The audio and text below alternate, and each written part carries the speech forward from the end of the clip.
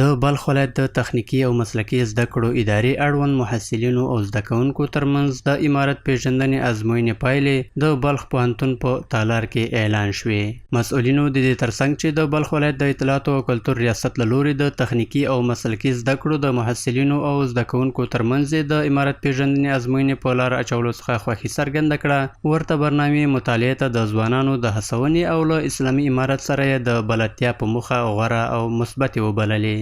زمونږ نوجوانان باید دې ته تشویق شي، دې ته ترغیب شي، دیو باندې باید کار وشي، د دیو په ذهنونو باندې، د دیو په فکرونو باندې.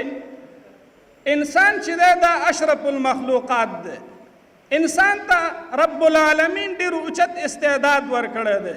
زموږ تعلیمي قشر په اسلامي او روحیه را باندې راوځي.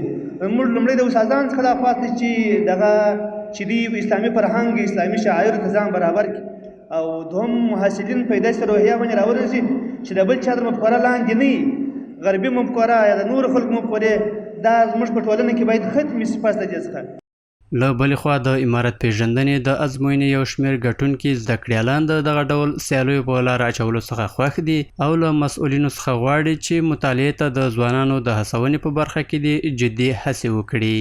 ډېر خوشحاله یم چې اول مقام یې ترلاسه کړی دی او د امارت پیژندنې کتاب کې موږ مخکې د دونه چې دا مو نه ویلی په د امارات په اړه معلومات دومره نه درلودل او دا مې چې ولوسته معلومات مو بیخي زیات شو.